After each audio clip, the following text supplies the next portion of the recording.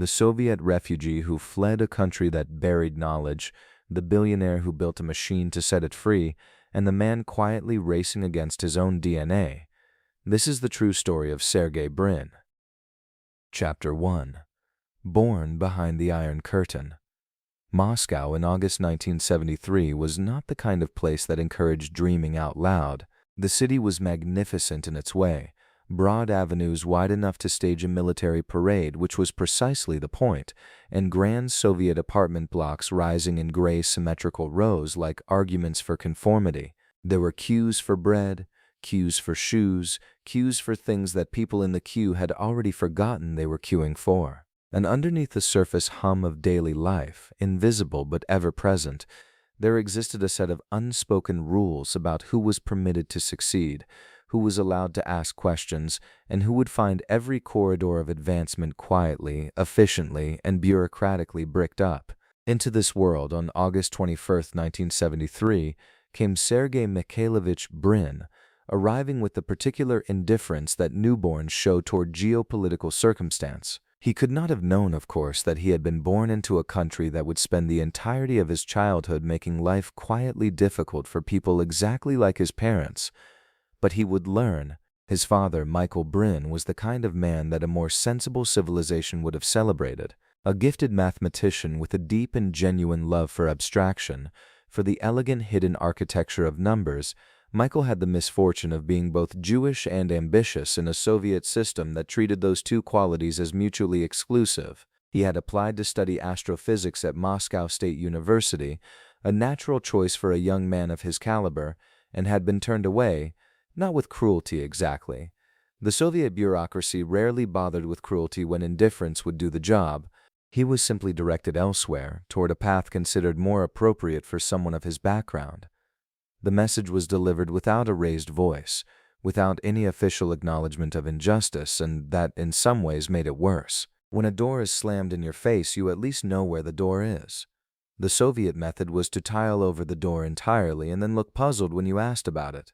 Michael pivoted. He completed a doctorate in mathematics and found work as a professor, carving out what life he could within the boundaries that had been drawn for him. He was sharp, resilient, and, critically, he remembered every inch of what had been denied to him.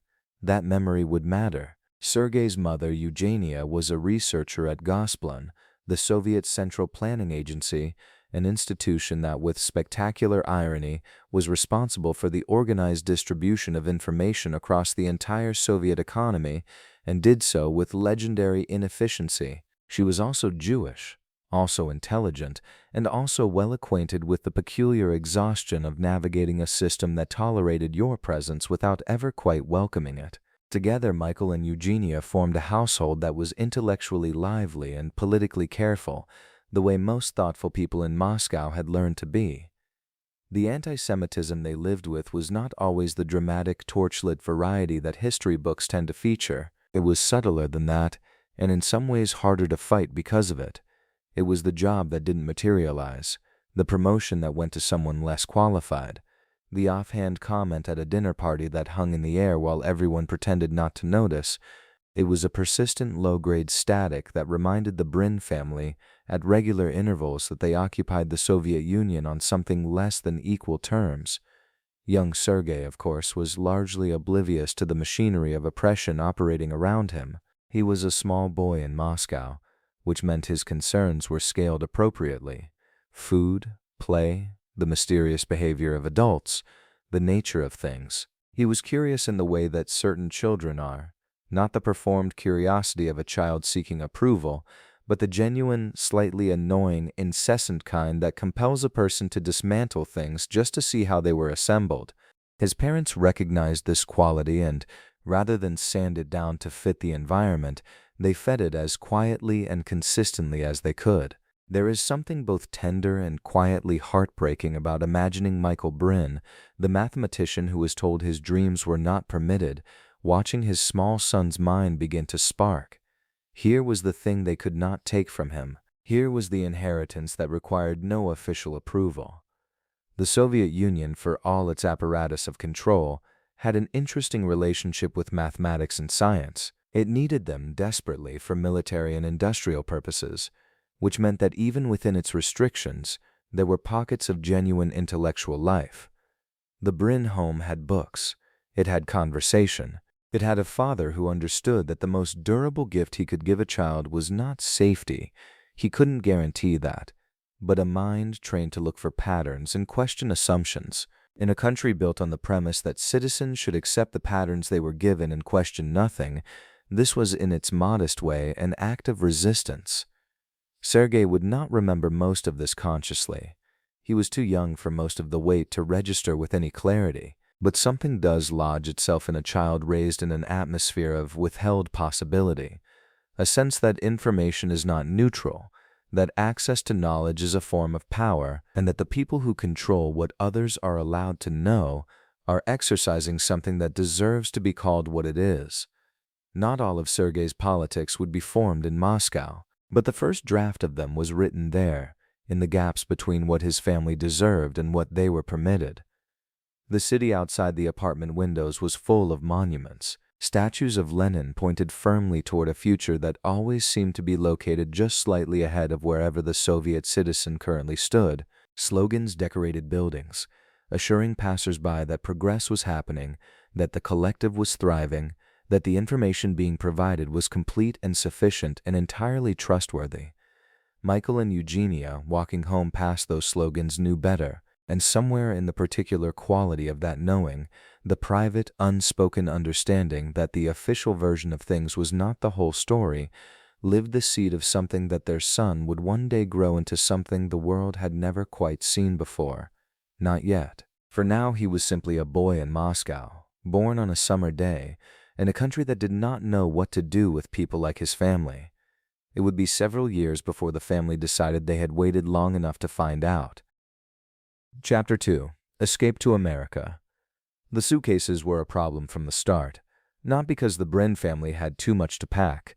Soviet life had a way of ensuring people owned very little worth taking, but because what they were permitted to carry out of the country was embarrassingly finite. The Soviet authorities had their own ideas about what a defecting family deserved to walk away with, and it was not much.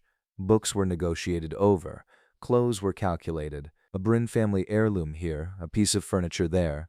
The math of exile is always a math of subtraction. In the spring and summer of 1979, Michael Brin had attended a mathematics conference in Warsaw, which gave him something precious and dangerous, a first-hand look at the world beyond the Iron Curtain. He returned changed, carrying the particular restlessness of a man who had glimpsed a different version of his own life and could not unfeel it.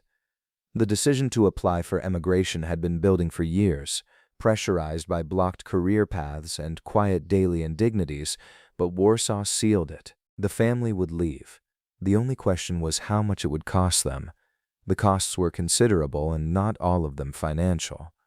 Michael's mother, Sergey's grandmother, chose not to come.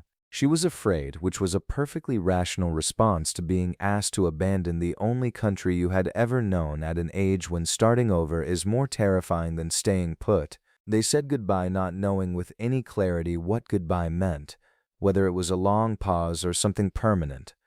Sergey was 6 years old. He would later admit he didn't fully understand what was happening at the time, which was perhaps a mercy. Children are sometimes spared the weight of the moments that will define them. They flew to Vienna first, as most Soviet Jewish emigrants did in that era, passing through an unofficial way station of paperwork and uncertainty before eventually reaching Italy, where they waited for their American visas. The waiting was its own kind of limbo. Not the Soviet Union anymore, not America yet, just a suspended state of in-between that refugees throughout history have known by many names. Eugenia, Sergey's mother, kept things moving.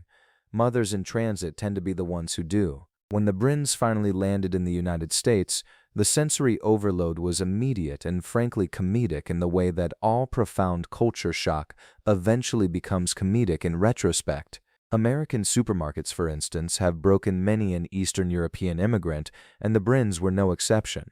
The sheer architectural excess of a 1979 American grocery store, the towering walls of cereal boxes, the glacial abundance of the freezer aisle, the 14 varieties of mustard, was not a subtle welcome. It was a shout. Michael Brin, a man of considerable mathematical intelligence, reportedly stood in a supermarket and was simply overwhelmed by mustard. Whether he bought any is not recorded, but the image endures. Michael had secured a position as a professor of mathematics at the University of Maryland, which anchored the family in the suburbs of Washington, D.C., a landscape of wide roads, generous lawns, and a cultural atmosphere that was in virtually every conceivable way the opposite of Soviet Moscow. The house had more rooms than felt strictly necessary. The neighbors waved, there were multiple television channels. Young Sergey reportedly found it all somewhat baffling and entirely thrilling. He had arrived without English, which is the beginning of nearly every immigrant's American story and is never quite as easy as the telling of it later makes it sound. Children have a famous elasticity with language, but that elasticity still stretches, still strains. School was bewildering. The social rituals of American elementary school are confusing enough for children who grew up inside them. From the outside, they must have resembled something close to performance art. Sergey was small, curious, and relentlessly energetic, and he learned English with the focused efficiency he would later apply to computer science problems, meaning very quickly and with apparent delight. What he didn't know then, what none of them fully knew yet, was how much the act of leaving would come to feel like the most important thing his parents ever did for him. Not the Stanford degree, not the algorithm, not the billion-dollar company, the departure, the packed suitcases, the goodbye to a grandmother who stayed behind. That was the original bet, placed long before anyone had a chip to put on the table. Michael Brin has spoken about the decision in interviews with a directness that carries the quiet authority of someone who has had 40-plus years to sit with a choice and make peace with it. He knew, he has said, that in the Soviet Union his son would face the same ceilings he had faced, the invisible ones built not out of incompetence but out of deliberate exclusion. Jewish mathematicians of Michael's generation in the USSR were routed away from the best institutions, barred from the most competitive departments, assessed by criteria that had nothing to do with mathematics.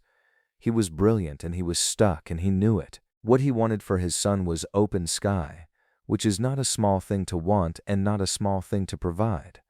Sergey, decades later, has been characteristically direct about the debt. He has said that he owes the entirety of his life's work to the decision his parents made in 1979, not the idea for Google, not the partnership with Larry Page, not any of the particular genius that went into building something used by billions of people. All of that was downstream of a family getting on a plane with a few suitcases and a grandmother staying behind and a 6-year-old boy who did not yet understand what was happening to him. He has spoken about it with a gratitude that seems genuine precisely because it is edged with something heavier, an awareness of luck so enormous it almost resembles guilt. The suburbs of Washington, D.C. in 1979 were not the kind of place that announced itself as the incubator of future history. They were quiet and leafy and thoroughly ordinary.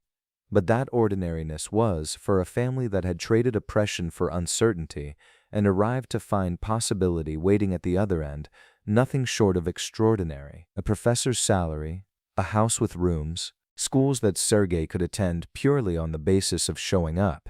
He showed up, he kept showing up, and eventually, in ways no 6-year-old could have anticipated while being baffled by American mustard, the whole world would feel it. Chapter 3. A Mind Set Alight. The Commodore 64 arrived in a cardboard box, and Sergey Brin tore into it the way other 9-year-olds attack birthday cake, with absolute trembling conviction that what was inside would be wonderful. He was not wrong. Michael Brin had made a deliberate choice in selecting that gift. A mathematician by training and temperament, he had watched his son's mind working in the particular way that mathematicians recognize, not just fast, but structurally curious, drawn to the bones of things rather than their surfaces. The Commodore was not just a toy, it was an invitation, and Sergey accepted it immediately and completely. What followed was the kind of obsession that parents of non-obsessive children find both impressive and slightly alarming. Sergey did not play with the Commodore so much as interrogate it. He wanted to understand what it was doing and why and whether it could be made to do something else. The family's suburban Maryland home, still carrying the freshness of a life newly claimed from uncertainty, became the backdrop for a boy who increasingly preferred a glowing screen to almost anything the outside world offered. His mother, Eugenia, would occasionally remind him that the sun existed. He filed this information away for possible future use. The thing is, he was not a child who struggled in school. Struggling would have required some actual resistance from the material. Instead, Sergey moved through his coursework the way water moves through a slightly too large pipe, quickly, completely, and with an unsettling ease that occasionally mystified his teachers. He attended Eleanor Roosevelt High School in Greenbelt, Maryland, a school with a strong science and technology magnet program that at least partially kept pace with where his mind was already going, but only partially. He graduated at 16, and if there was a party, the mood among his classmates was probably less celebration and more vague bewilderment. He enrolled at the University of Maryland at 17, following a path his father had laid out not by instruction but by example. There is something worth sitting with in that image. A teenage boy walking into a university that his father had only been allowed to join as a professor after years of suppression and emigration. The elder Brin had fought geography, ideology, and bureaucratic cruelty to stand in that institution. The younger Brin simply had to show up and do the work. He understood the difference, even if he was still too young to fully articulate the weight of it. College, for many people, is the first time their intellectual confidence gets genuinely tested. For Sergey, it was something else. The first time he encountered peers who were also extraordinary, which was clarifying in a useful and slightly humbling way. He was not the only smart person in the room anymore, and this, counterintuitively, seemed to delight him. Competition, or at least the company of rigorously capable people, was fuel. He leaned into mathematics and computer science with the focused intensity of someone who has finally found a language that fits properly in their mouth. He graduated with honors at 19. The honors part sounds nice when you say it quickly. 19. Honors. Mathematics and computer science. Set those numbers beside a traditional college timeline and let them stand there for a moment. Here is where the story could become merely a list of achievements, a curriculum vitae written in prose. But credentials are not the interesting part. The interesting part is what was happening inside the 20-year-old who had just finished demonstrating in fairly unambiguous terms that he was very good at the things he had set out to be good at. Because being good at something, genuinely and verifiably good, has a tendency to raise the stakes rather than lower them. The obvious next question, the one that trails close behind every genuine achievement, is, so what now? For Sergey, the answer that kept surfacing was the internet. This requires a small act of historical imagination, because the internet of the early 1990s was not the seamless infrastructure woven into the fabric of daily life that it would become. It was loud and strange and full of corners. It was a frontier in the old sense, genuinely open, genuinely unmapped, and genuinely hostile to people who didn't know what they were doing. Academic papers lived there alongside personal hobby pages and institutional archives and things that defied easy categorization. There was information, vast and growing and almost entirely chaotic, and there was no particularly elegant way to find what you needed inside it. People who needed things searched and hoped and followed long chains of links the way you might follow a stranger through a city, hoping they were headed somewhere useful. Sergey found this maddening in the productive way that only truly curious people experience maddening, not as a frustration to be endured, but as a problem demanding to be solved. He had grown up in a household that treated access to information as something close to sacred, a father whose academic path had been deliberately obstructed, a country built on controlling what people were allowed to know. The chaotic abundance of the internet was, in one sense, the opposite of that. Here was information, staggering quantities of it, theoretically available to anyone. But theoretically and practically are different countries, and the distance between them was the problem he kept circling back to. Stanford began to seem less like a next step and more like a specific destination. The university had become a gravitational center for exactly the kind of computer science research that was grappling with these questions, drawing extraordinary minds into problems at the intersection of mathematics, information theory, and the newly strange architecture of the web. Sergey applied for the graduate program in computer science, which at Stanford in the mid-90s was less an academic department and more a continuous low-grade ferment of ideas that occasionally erupted into something that changed the world. He was accepted, because of course he was, and he arrived on the campus in Palo Alto with the particular energy of someone who has been pointed at the right door and finally pushed through it. He did not know exactly what he would find.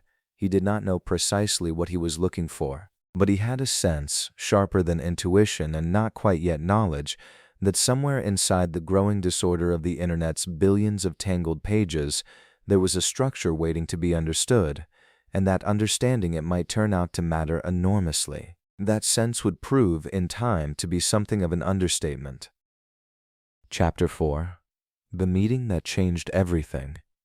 There is a particular kind of argument that sounds, from a distance, like two people who cannot stand each other. Up close, though, something else is happening, each voice sharpening against the other, ideas being stress-tested in real time, neither person willing to let a sloppy thought slide by unchallenged. That was the sound of Sergey Brin and Larry Page within roughly 10 minutes of meeting each other. It was the summer of 1995, and Sergey had been tapped, somewhat arbitrarily, as grad students often are, to serve as a campus guide for a group of prospective PhD students visiting Stanford.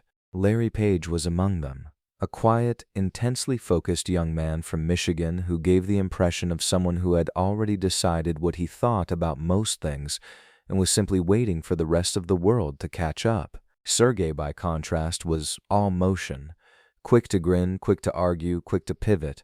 The two of them were an almost comedically mismatched pair, which may be precisely why the universe threw them together. They disagreed about San Francisco, they disagreed about urban planning, they argued about the nature of the university itself, about technology, about some abstract point regarding data that neither would later be able to fully reconstruct. According to most retellings, they did not particularly like each other at first, or at least they didn't like that the other person kept having reasonable counterpoints. There is something uniquely irritating about an intelligent stranger who refuses to be wrong. Larry came back anyway. He enrolled that fall, and somewhere in the overlapping circles of Stanford's computer science department, he and Sergey kept colliding. They began talking the way that serious intellectuals do when they've finally found a sparring partner worth their effort.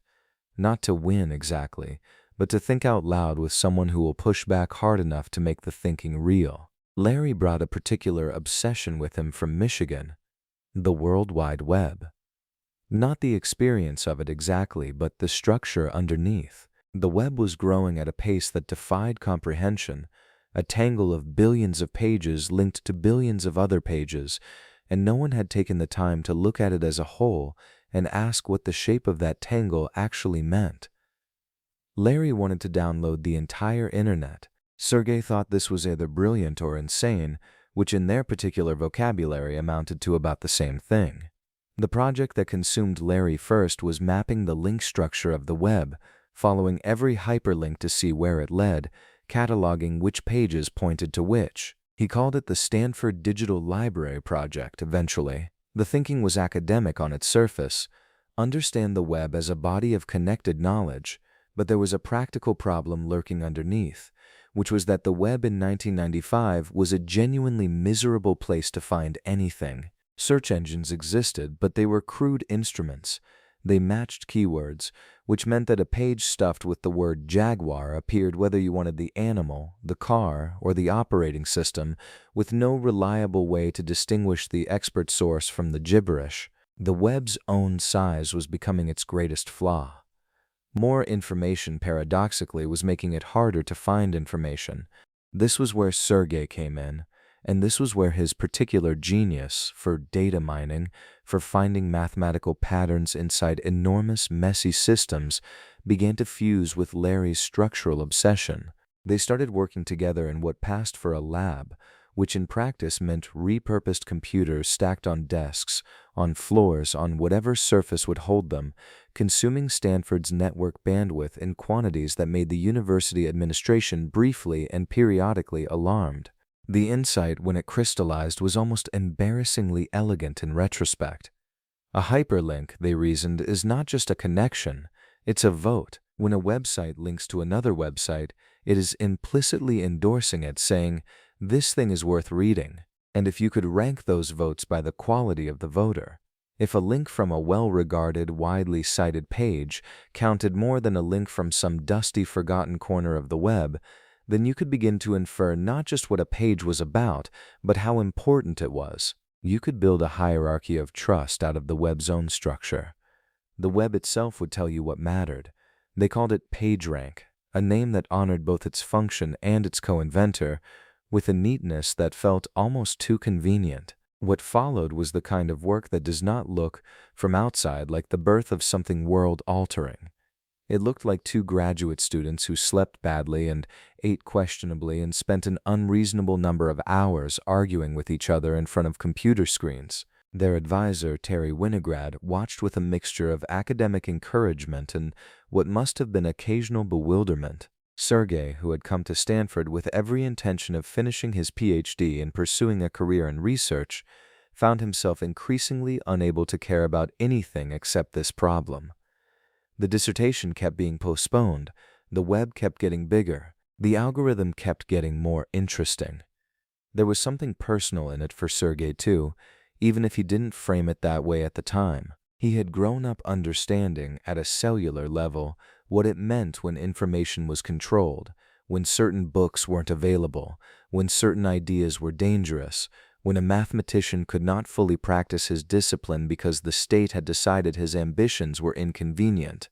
Knowledge, in the world he had left behind, was a thing rationed by power. What he and Larry were building in those cluttered campus rooms was something structurally opposed to that. A machine that did not decide what you were allowed to find, but simply found it, ranked it, and handed it over. He probably would not have said it that way then. He was a grad student with a technical problem and an unreasonable amount of intellectual energy. But the drive underneath it, that deep allergy to gatekeeping, was real, and it showed up in the rigor with which he approached the work. By the end of their first year truly collaborating, Brin and Page had built a working prototype. They called it Backrub, a name that has aged about as well as one might expect, but the thing itself worked in a way that made people stop and stare at their screens. Queries that other search engines fumbled, Backrub answered with an accuracy that felt almost unsettling, as if someone had actually read the web and understood it, rather than just indexed it. Word moved through the department quickly, as word tends to do when something is genuinely new. Two students who had spent their first meeting arguing about city planning had, somewhere in the friction and the late nights and the mounting towers of borrowed hardware, built something that felt less like a tool and more like a glimpse of a different future. They were not done arguing. They would never really be done arguing. But they had stopped being strangers, and the world would eventually notice the difference.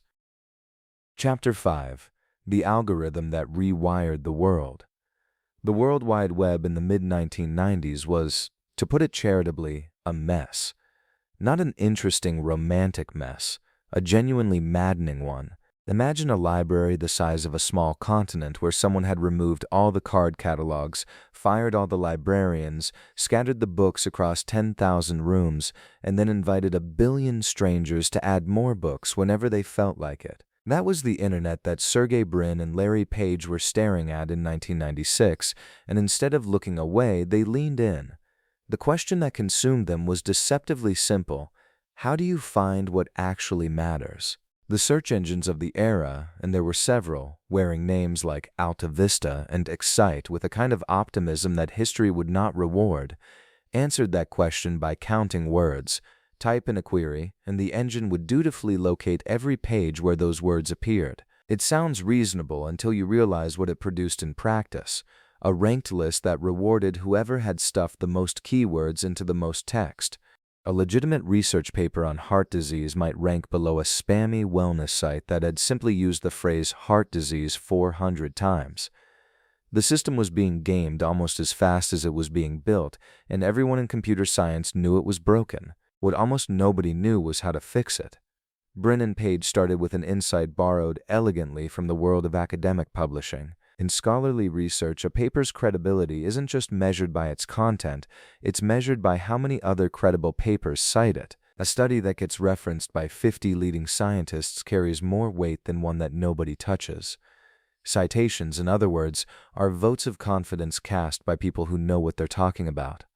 What if web links worked the same way? This was the seed of PageRank, named with a satisfying double meaning for both Larry Page and the concept of ranking pages. The core idea was this: a web page's importance should be judged not merely by what words it contained, but by how many other pages linked to it, and crucially by how important those linking pages themselves were. A link from a respected university site counted for far more than a link from someone's forgotten personal homepage about their cat. Authority was recursive, cascading, almost alive. The math required to compute it across millions of interconnected pages was formidable, the kind that demanded both genuine mathematical talent and a fairly reckless willingness to let computers run hot. They called their early prototype Backrub, a name that reflected its core function of analyzing the web's backlinks, though it also has the distinction of being perhaps the least intimidating name ever given to a technology that would eventually reshape civilization. Backrub lived on hardware that could most charitably be described as creative. Brin and Page were graduate students, which is to say they were resourceful in direct proportion to how broke they were. They scrounged computers from loading docks, borrowed machines from obliging faculty members, and networked them together in configurations that various Stanford staff members would later recall with a mixture of awe and mild horror. Server racks occupied dorm rooms, cables snaked under doors. The systems pulled so much power that they tripped circuit breakers with a regularity that their neighbors found initially mysterious and then eventually infuriating. There was something genuinely chaotic and wonderful about this period. Two people in their early 20s running an operation that looked like a fire hazard and worked like a revelation. Brin threw himself into the technical architecture with a particular ferocity. The problem of crawling the web, systematically visiting every accessible page and recording its links, was itself enormous, and the database they were building ballooned in size faster than they had planned. Hard drives arrived and were immediately filled. More were acquired. The project had the quality of a thing that was slightly out of control, always on the verge of outgrowing the infrastructure meant to contain it, always demanding more of its creators than they had budgeted for the week. But the results were something else entirely. When they typed a query into Backrub, what came back was startlingly, almost unsettlingly good. Search for something technical and the most authoritative source appeared at the top, not because it had gamed the system, but because the structure of the web itself, all those accumulated human decisions about what was worth linking to, had voted it there. The engine was reading the collective judgment of millions of people who had never spoken to each other and surfacing what they, in aggregate, considered valuable. It was less like a database lookup and more like asking a very well-read friend. Graduate students who tried it came back. Then they told other graduate students, then faculty. The word moved through the Stanford computer science community with the slightly hushed quality of news that people aren't entirely sure they believe yet. There was a version of skepticism that early users had to work through. It seemed too clean, too accurate, too much like something that should have existed already but somehow didn't. Brin would later describe a kind of quiet, private thrill in those months, not the loud excitement of a launch, but something more like the feeling of knowing a secret that the rest of the world hadn't caught up to yet. He was 22 years old. He had arrived at Stanford as a mathematical talent looking for the right problem, and now the problem had found him in the most spectacular possible way. There were doubts, of course. There always are when you are attempting something genuinely new on equipment that keeps overheating. Some people around them questioned whether organizing the web was even a tractable problem, whether it was too large, too chaotic, too resistant to any ordering principle imposed from outside. There were moments when the sheer scale of what they were trying to do pressed down on both of them with something that felt less like inspiration and more like gravity. The web was not getting smaller. It was doubling, expanding, metastasizing into something larger every week, and their little cluster of borrowed machines was trying to swallow it whole. But each time the system returned a result that was quietly, obviously right, that brought you exactly where you needed to go without wasted motion, without manipulation, without the hollow clutter that plagued everything else, the doubt receded. Something real was here. Something that hadn't existed before and now did, built from mathematics and stubbornness and an almost childlike refusal to accept that finding the right answer should be this hard. Backrub would not keep that name for long, and the garage and the borrowed dorm rooms were not long for the story either. But in that particular window of time, servers humming, circuit breakers threatening, two graduate students staring at a screen that showed them exactly what they had been looking for, something had shifted quietly and permanently in the architecture of how human beings would come to know the world. Chapter 6. Garage to Giant. The check was technically made out to a company that did not yet exist. Andy Bechtelsheim had scribbled Google Inc. on a $100,000 check one September morning in 1998, handed it to Sergey Brin and Larry Page on a porch in Palo Alto, then excused himself to catch another meeting before the coffee had a chance to cool. The two young men stood there holding a small rectangle of paper that represented more money than either of them had ever seen, made payable to an entity they hadn't formally incorporated yet. To cash it, they would first need to become a real company. That detail somehow felt perfectly appropriate. Google was already in the habit of solving problems slightly out of order. They filed the paperwork within weeks. Google Inc. was born on September 4, 1998, and it came into the world not in a gleaming office tower or venture-funded incubator, but in the garage of a house on Santa Margarita Avenue in Menlo Park. The garage belonged to Susan Wojcicki, a friend willing to rent them space for $1,700 a month. She had a washer, a dryer, a hot tub around back, and now, apparently two Stanford PhD dropouts turning her parking spot into the nerve center of a search engine meant to organize all of human knowledge. Most landlords would have found this alarming. Susan Wojcicki found it interesting, which says something essential about the kind of people who ended up in Google's orbit from the very beginning. The garage was not glamorous. Let's be honest about that, because the mythology that has since grown around the place tends to sand off the rough parts. It was cold in the mornings and close in the afternoons, and the computing equipment jammed into every corner had a way of generating a low, persistent heat that no one would describe as comfortable. Extension cords threaded across the floor like vines. Mismatched chairs were pulled up to folding tables. The whole operation had the aesthetic of a very ambitious yard sale. Craig Silverstein, who became Google's first employee, its very first hire, employee number 1, later recalled that working conditions were, to put it charitably, cozy. Less charitably, they were the kind of conditions that would have given a building inspector pause. And yet, within those walls, on those jury-rigged machines, something was happening that none of them could fully see yet because they were too close to it and also, frankly, too busy to look up. Brin was 25 years old.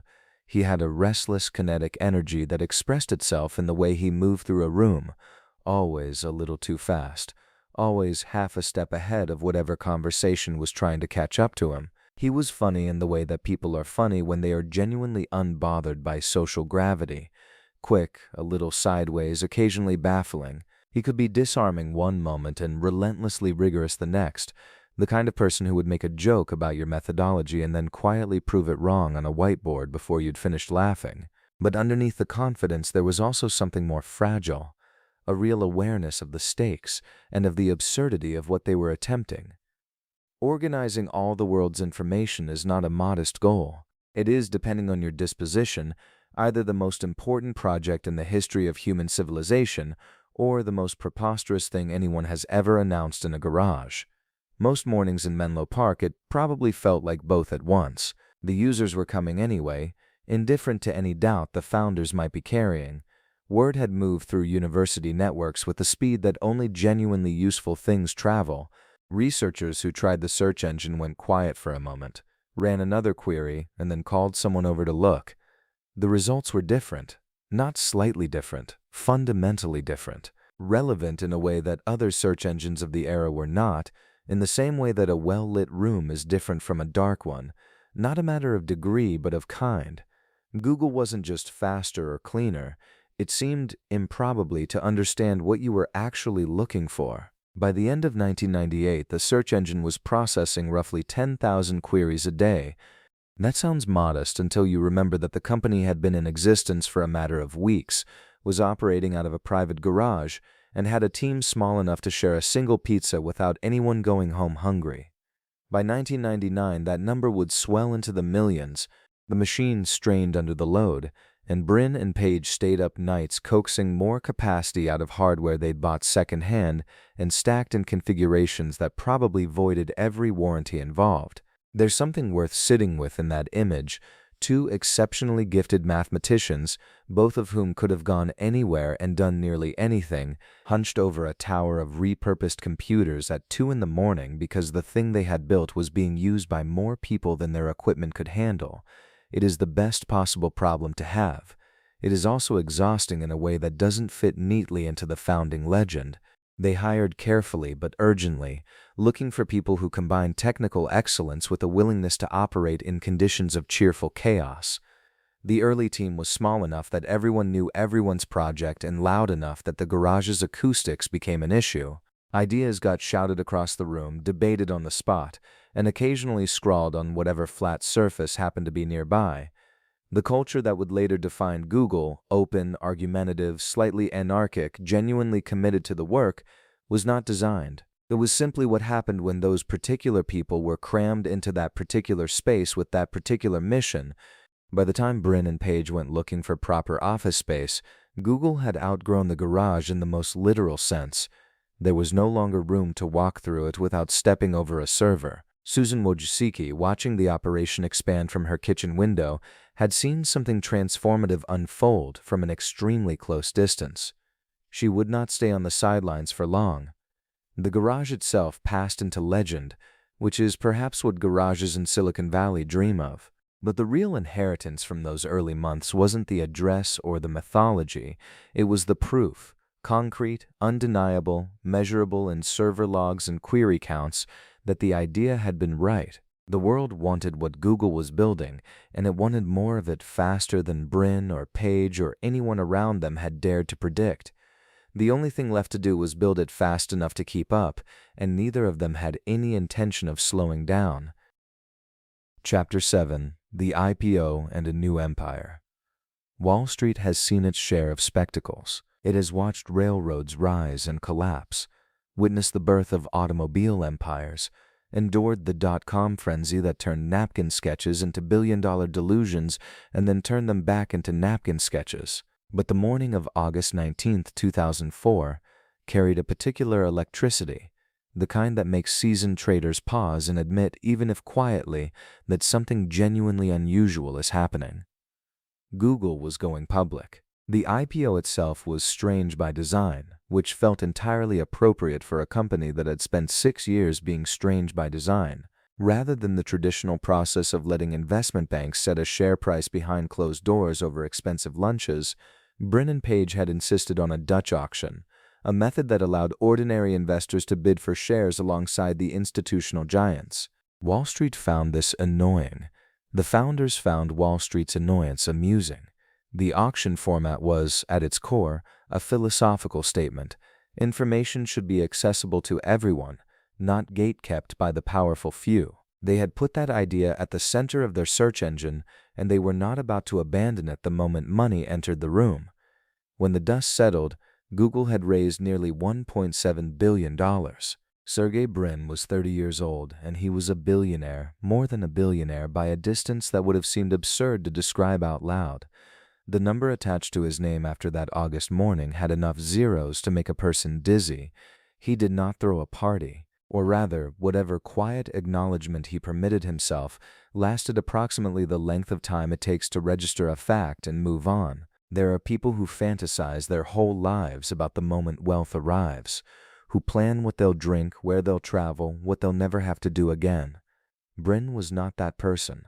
The fortune was real, but to him it seemed almost beside the point, a scoreboard at the end of a game he was already too busy playing to watch. In the weeks following the IPO, as reporters gathered to document the new billionaire's reaction to his new billionaire status, what they mostly found was a man who wanted to talk about what Google was going to do next. He had a restlessness that fortune could not seem to sedate. Maps, he thought, email, video. The company's reach had to extend beyond search because the mission, organizing all the world's information, was not a mission you could complete with a single product. It was a direction, not a destination. Gmail had launched just months before the IPO in April 2004, and the reaction had been so extreme that many assumed it was a joke, a free email service offering 1 full gigabyte of storage at a time when competitors were offering users a few megabytes and charging for the privilege. Journalists published pieces asking whether the April 1st launch date was itself the punchline. It was not. Google Maps followed in 2005, and Brin loved the audacity of it. The idea of stitching together the entire physical world into something a person could navigate from a laptop. Then came the acquisition of YouTube in 2006, a $1.65 billion deal that raised plenty of eyebrows given that the site was hemorrhaging bandwidth costs and had not yet figured out how to make serious money. Brin was not deterred by skepticism. He had a high tolerance for bets that looked foolish before they looked obvious. Android was perhaps the move that best illustrated the scope of ambition operating inside Google by the mid-2000s. The acquisition of Android Inc. in 2005 was quiet at the time, the kind of deal that generates a brief mention in the trade press before disappearing. What it represented, though, was a wager that the future of the internet was mobile, that the next billions of people to access information would do so from small devices in their pockets rather than desktop computers in their homes. Brin saw the mobile landscape and understood that if Google did not help build the operating system running those devices, it would be at the mercy of whoever did. Android became the most widely used mobile operating system on Earth. The quiet acquisition turned out to be anything but quiet in its consequences. Within Google, Brin had developed a particular reputation. He was not the operations man.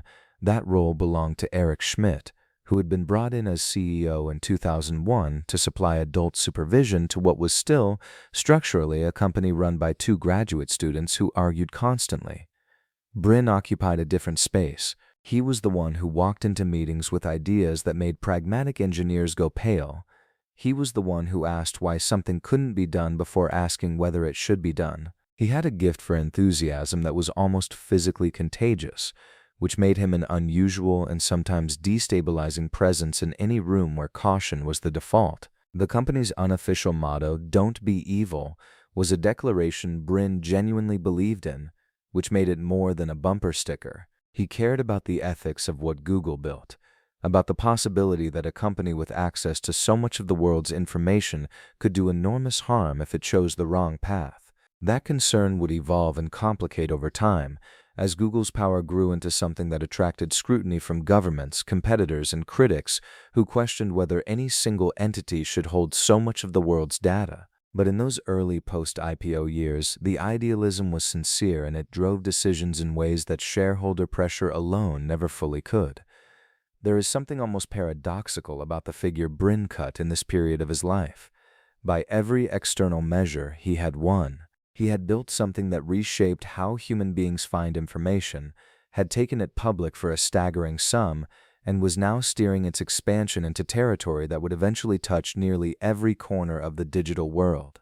And yet the version of Brin that emerges from this chapter of his story is not a man savoring a victory so much as a man accelerating through one. The IPO was not an ending, it was, as far as he seemed to be concerned, a better-funded beginning. The garage in Menlo Park was gone. The borrowed servers were gone.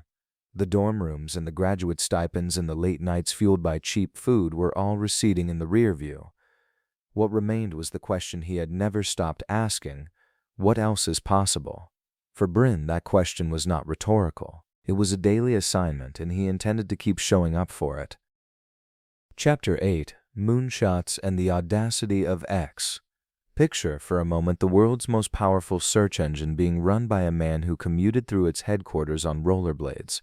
Not metaphorically, not as a quirky detail in a press release. Sergey Brin would literally strap wheels to his feet and glide through the corridors of Google with the casual confidence of someone who had long ago decided that ordinary locomotion was, like ordinary ambition, simply beneath him.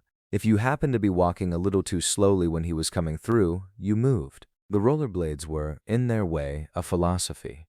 There is always a faster path, always a less encumbered way of getting somewhere, and if you're not moving with some urgency, then perhaps you've forgotten how much remains to be done. By the time Google had settled comfortably into its identity as the dominant force in search, advertising, and the daily habits of roughly half the planet's internet-connected population, Brin grew quietly restless with dominance.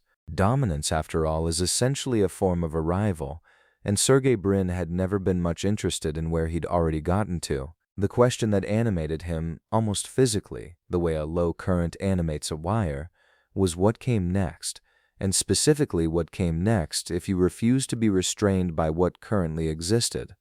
The answer, at least institutionally, was Google X. Officially, for a while, the lab barely existed at all. That was partly intentional. Brin helped establish it as a deliberate skunkworks, physically separated from Google's main campus and culturally separated from the normal rhythms of product cycles, quarterly reviews, and the deadening gravity of what is sometimes called the real world. If you worked at Google X, the real world was, in a sense, the problem you had been hired to solve. The point was not to optimize existing things. The point was to invent things that would make existing things look quaint. The bar for admission to the moonshot category was deceptively specific. A project had to address a problem that affected at least 1 billion people, propose a solution that sounded like science fiction, and offer at least some credible path toward making that science fiction mundane. The combination of those three criteria ruled out an enormous number of clever ideas, which was rather the point. Brin wanted his team thinking at a scale that made normal engineering ambition feel like a rounding error. What emerged from that atmosphere was, depending on your temperament, either thrilling or unsettling or both at once. Self-driving cars, vehicles guided not by human hands and human reflexes, but by sensors, algorithms, and a kind of machine patience that never gets tired, never gets distracted, never picks up the phone at the wrong moment, came out of Google X. So did Project Loon, an audacious attempt to float internet connectivity across remote parts of the globe via high-altitude balloons, which sounded like something a particularly optimistic 10-year-old might sketch in a notebook during a long car ride, and delivery drones, and Project Wing, and a succession of other efforts so strange and so earnest that Silicon Valley, not normally a place prone to bashfulness about ambition, sometimes didn't know quite what to make of them. And then there were the glasses. Google Glass arrived in the world carrying enormous hype and a genuine spark of vision, a lightweight computing device worn on your face, overlaying digital information onto the physical world in real time, the future quite literally before your eyes. Brin wore a prototype pair to a TED Talk in 2012, beaming in live footage from skydivers and cyclists who were also wearing them, and for a few months it felt like one of those pivotal demonstrations, like a Wright brothers moment, where you could feel the timeline bending. It did not quite work out that way. The backlash came in waves.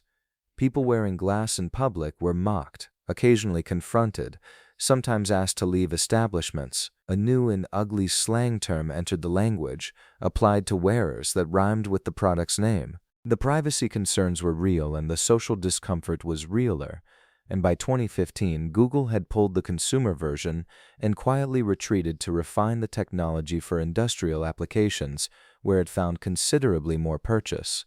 This was, in its way, an important moment in understanding what Brin had actually built. A more conventional organization would have been chastened by the glass episode into something safer, more cautious, more committed to launching things that were guaranteed to succeed because they were never going to be particularly surprising.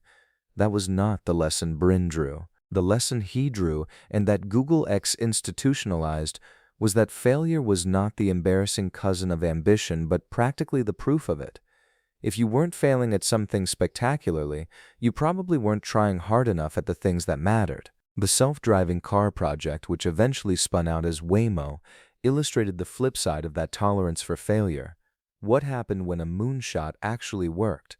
The cars logged millions of miles, they learned from each other's experiences, they got better, and kept getting better, in the way that humans, with their charming individual learning curves and complete inability to share memories, simply cannot. Brin had always believed that the greatest obstacle between humanity and its best possible future was not resources or intelligence but access to information, to capability, to freedom of movement.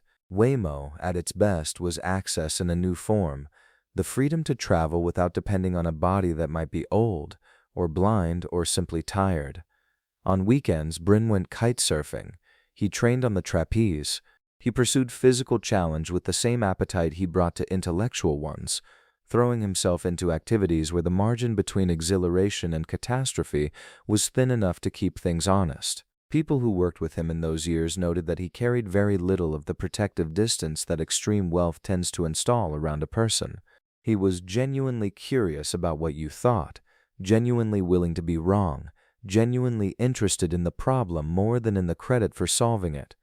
This was not universally true. No one described the man as a saint, but it was true often enough that it shaped the culture around him.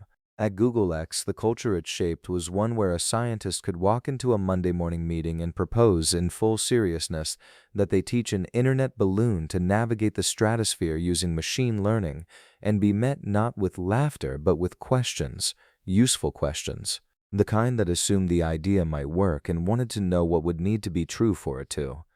That was the real product of the lab in the end, not any single invention, but a way of thinking about what invention is for. Brin believed, with the fervor of someone who had grown up in a world that deliberately withheld possibilities, that the greatest waste in human history was not of money or natural resources but of potential, ideas never explored because they seemed too large, problems never attacked because they seemed too hard. Google X was his argument, made in hardware and code and more than a few spectacular failures, that too large and too hard were not reasons to stop. They were reasons to start. Chapter 9. Wealth, Purpose, and Personal Reckoning. There is a specific absurdity in being worth more than the gross domestic product of a small nation, and also being quietly terrified of your own DNA. By the mid-2000s, Sergey Brin had accumulated the kind of wealth that defies intuitive understanding, the sort of number that, when written out, looks like a typo. His net worth would eventually settle into a range that hovered above $100 billion, fluctuating with market moods the way ordinary people's moods fluctuate with the weather, except that even a bad day for Brin's portfolio could still theoretically buy an island, or several. He owned a Boeing 767. He owned a superyacht large enough to carry a support yacht. He was, by any measurable standard, living proof that the American dream, applied at scale and combined with genuine brilliance, could produce outcomes that bordered on the surreal. And then he swabbed his cheek. Anne Wojcicki, his wife and the co-founder of the genetic testing company 23andMe, had built her business on a deceptively simple proposition that people deserved to understand what their genes were telling them, even when the news was difficult. Sergey, with the particular mixture of intellectual fearlessness and personal bravado that had always defined him, took the test. The result came back with a marker he had not expected, a mutation in the LRRK2 gene, one of the variants most strongly associated with elevated risk for Parkinson's disease. His maternal grandmother had suffered from the condition. The gene had threaded itself quietly through his family, and now it had announced itself in him. He processed this, characteristically, not by retreating into silence, but by going public. In a 2008 post on his personal blog, which was itself a somewhat endearing artifact of a Silicon Valley era before social media absorbed everything, he wrote about the diagnosis with a candor that caught people off guard. He was not panicking, he explained. He was calculating. His background in data had given him, if nothing else, a tolerance for probabilistic thinking.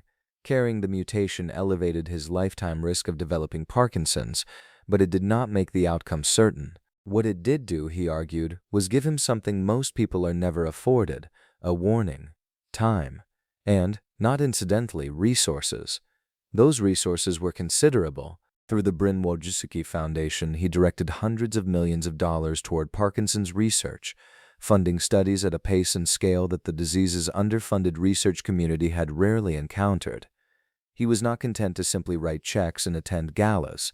He pushed for the kind of unconventional, high-risk scientific inquiry that the cautious architecture of traditional grant funding tended to discourage, the same moonshot logic he applied to technology, now aimed at neurons and dopamine pathways. Researchers who met with him sometimes described the experience as something between a graduate seminar and a negotiation with a man who had very clearly done the homework and was ready to argue about it.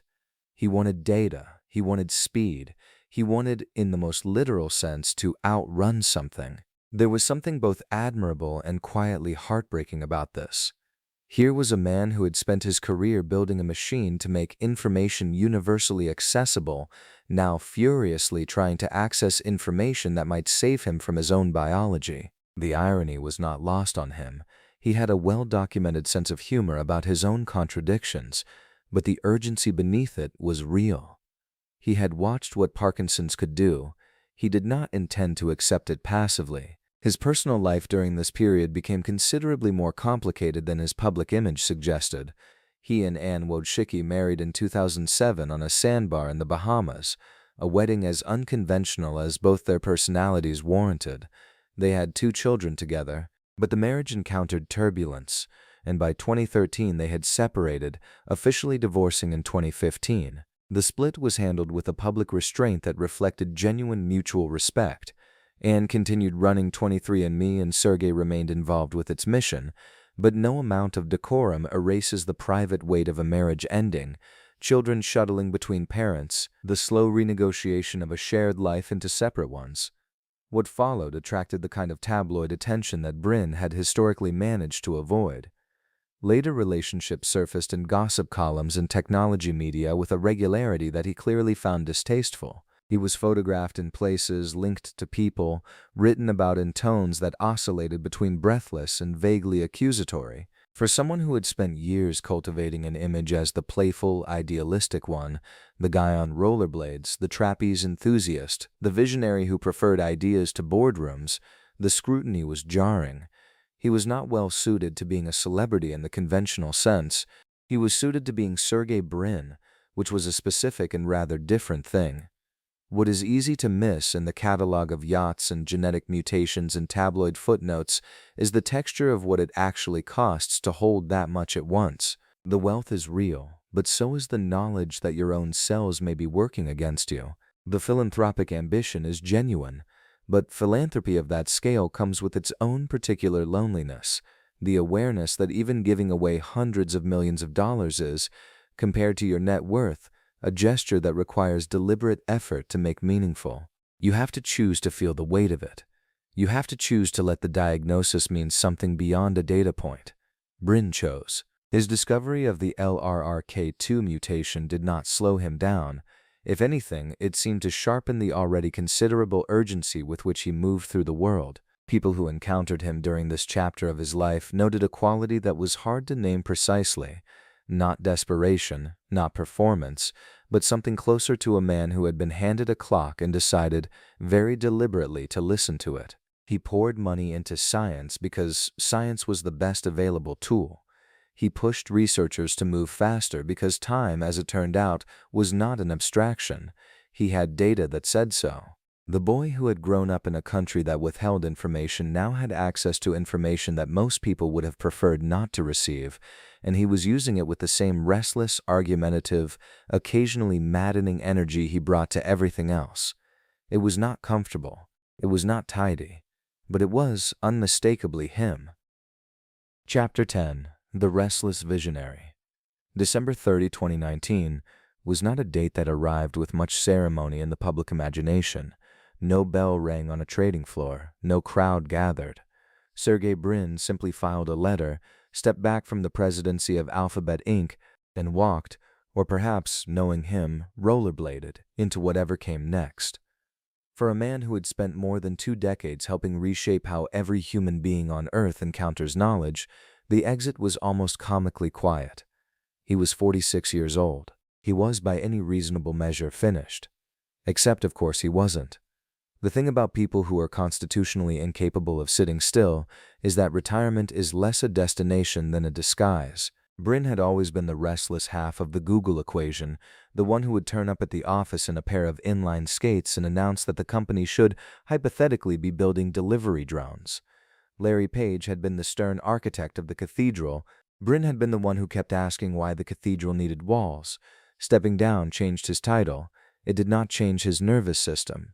For a stretch, the outside world saw only the life of a spectacularly wealthy man doing spectacularly wealthy things, a super yacht reported to be among the largest ever constructed, philanthropy on a scale that would dizzy most governments, the kind of freedom to simply disappear from the narrative for months at a stretch without anyone demanding an explanation. And in a society that loves to ask what a titan does when the throne is vacated, there was a faint undercurrent of watching, waiting, a collective suspicion that the story wasn't done.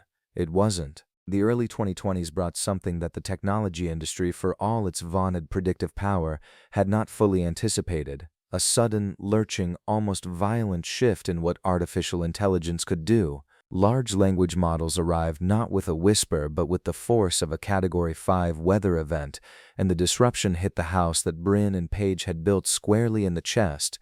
Google had long been considered the unassailable front door of the internet, the answer machine to end all answer machines. Now here was a new kind of answer machine, one that didn't return 10 blue links but instead talked back to you in full sentences, explained itself, wrote your emails, and occasionally hallucinated things with the cheerful confidence of a very well-dressed liar. The existential stakes were not small. What happened next is the part that feels, in retrospect, almost novelistic. Reports surfaced, confirmed in broad outline if not in every detail, that Brin had returned. Not for a press tour, not for a ceremonial keynote, but in the functional, working, let me look at the code sense. He was spotted in meetings. He was writing code again, reportedly for the first time in years, shaking off rust like a retired athlete who hears the game going sideways on television and pulls on old boots in the garage. The man who had helped build the world's most powerful information retrieval system was not willing to watch from the sideline while the nature of information retrieval itself was being renegotiated. There is something almost tender about that detail if you sit with it. Here is a person who could spend every remaining day of his life doing absolutely nothing professionally consequential and face no meaningful consequence. The yacht is launched, the foundation is funded, the legacy is carved, and yet when the thing he built found itself in danger of being outrun, he came back. Not because he had to, because he apparently could not help himself. This is, in its way, the most honest portrait of Sergey Brin that exists. Not the Forbes ranking, not the mythology of the garage, not the image of a Silicon Valley demigod dispensing wisdom from a glass campus in Mountain View. The honest portrait is of someone who genuinely cannot stop being curious, who treats the world's hardest problems less as burdens and more as, there is no better word, entertainment, who learned somewhere very early, possibly in a Moscow apartment where books felt like contraband, possibly in a Maryland suburb where everything suddenly seemed improbably open. That information has a moral weight to it, that the freedom to ask a question and receive a true answer is not trivial, that it is in fact nearly everything. His story traces a particular kind of arc that Americans love intellectually but rarely believe in fully.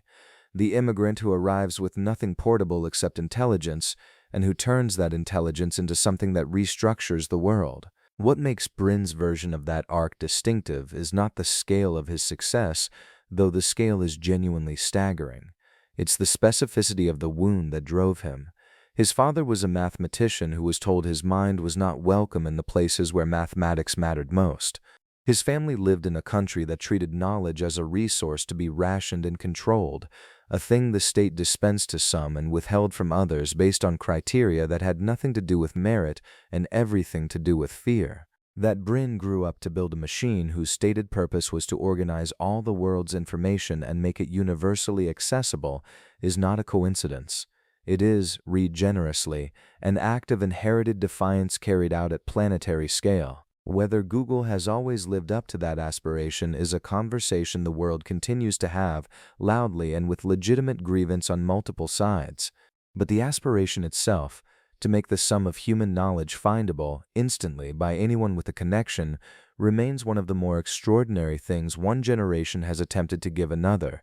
And so here is Sergey Brin at the edge of what we can currently see of his story. No longer the president of anything, not quite retired, not quite a civilian, occasionally writing code in rooms where much younger engineers are trying to figure out what intelligence even means when a machine can simulate it.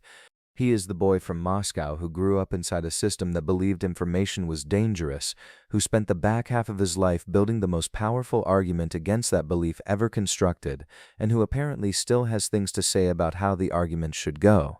The search, in every sense that matters, continues. If this story surprised you, wait until you see who's next. Subscribe now, because the next biography might completely change how you see history.